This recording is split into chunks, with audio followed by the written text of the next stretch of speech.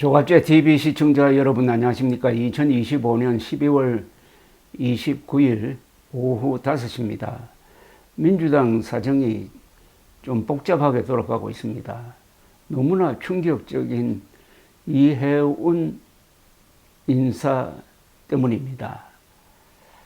민주당 분위기는 이재명 대통령이 기획예산처 장관 후보자로 국민의힘 출신, 특히 윤의계인 노선을 걸었던 이해훈 전 의원을 지명한 것을 두고 이 대통령의 실용 통합 의지라고 강조하고 있으나, 오늘 이은주 수석 최고위원이 윤의계인을 외쳤던 사람도 통합의 대상이 되어야 하는가라고 공개적으로 비판하고 나왔습니다. 이은주 수석 최고위원은 이재명 대통령 직계로 분류되는 사람입니다.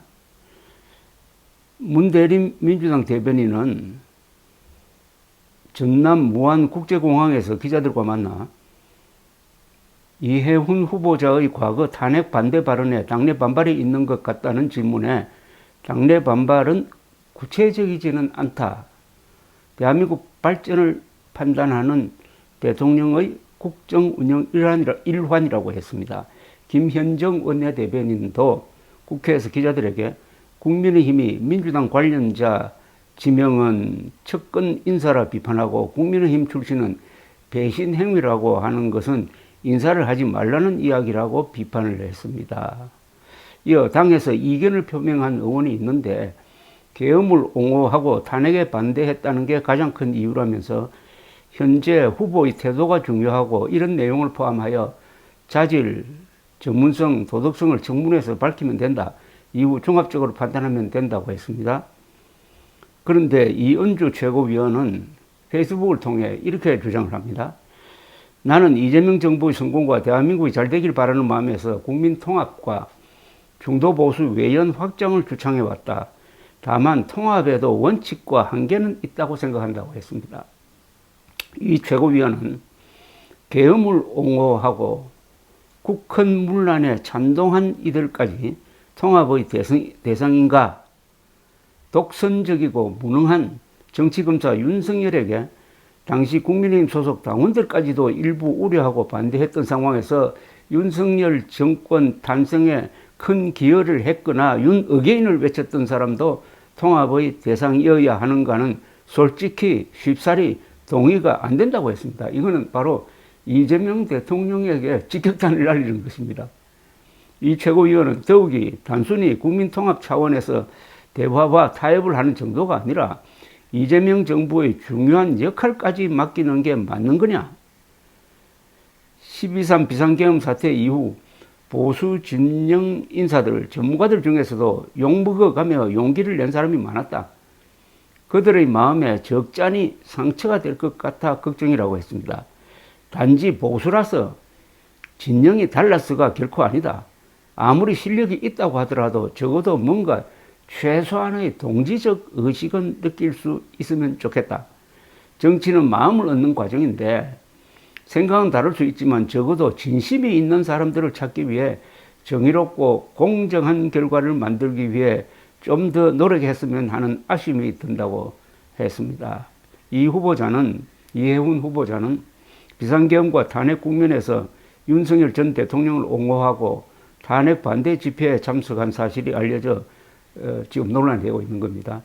윤준병 민주당 의원도 이재명 대통령을 향해 내란 수괴라고 외치고 윤석열의 내란을 지지했던 이해훈 전 의원에게 정부 곳간의 열쇠를 맡기는 행위는 포용이 아니라 국정원칙의 파기라고 했습니다.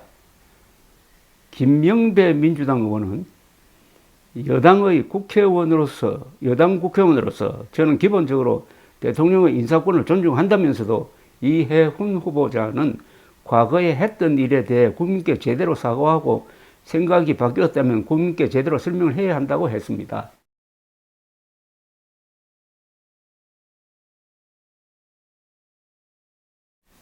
한편 이재명 대통령은 간접적으로 오늘 이해훈 기획예산처 장관 후보자의 계엄 옹호 입장과 관련하여 본인이 충분히 소명하고 내란 세력에 대한 단절 의사를 표명해야 하는 것 아닌가라고 전했습니다. 강유정 청와대 대변인 브리핑에서 나온 이야기입니다. 강 대변인은 청와대 브리핑에서 이해훈 후보자 논란에 대한 입장을 묻는 기자 질문에 이 후보자의 명확한 입장이 필요하지 않을까라는 이 대통령의 말씀이 있었다면서 그같이 말했습니다. 이 후보자가 비상계엄과 탄핵 국면에서 윤석열 전 대통령을 옹호하고 탄핵 반대 집회에 참석한 사실이 알려져 논란이 되고 있는데 이를 스스로 소명해야 한다는 취지로 보입니다. 이재명 대통령은 서로 다른 생각을 가진 사람이라도 격렬한 토론을 통하여 차이와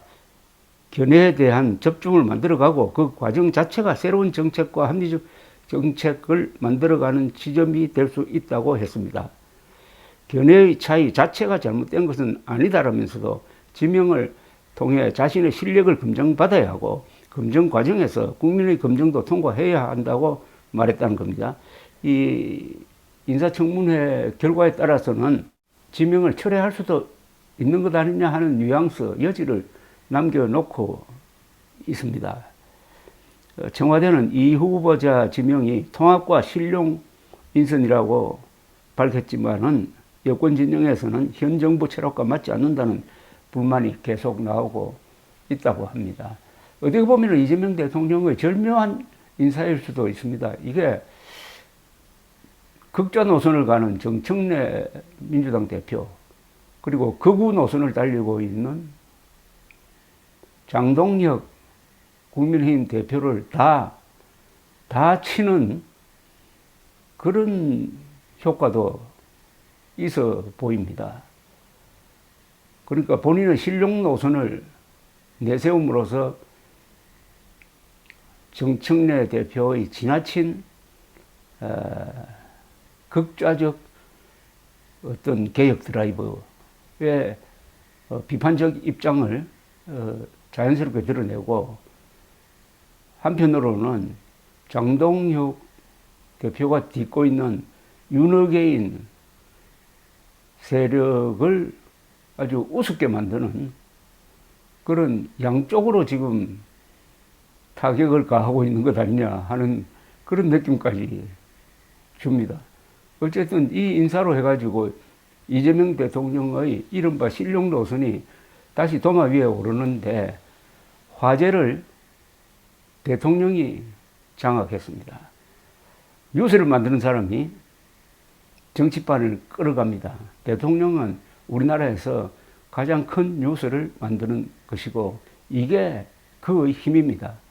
대통령의 진정한 힘을 몰랐던 사람이 바로 윤석열 전 대통령이고, 자신의 힘을 제대로 발휘하지도 못하고 자신이 어떤 힘을 가지고 있는지도 모르고 자폭하고 말았던 것과 비교하면은 이재명 대통령의 이 통치술이 한 수, 몇 수 위로 보입니다. 감사합니다.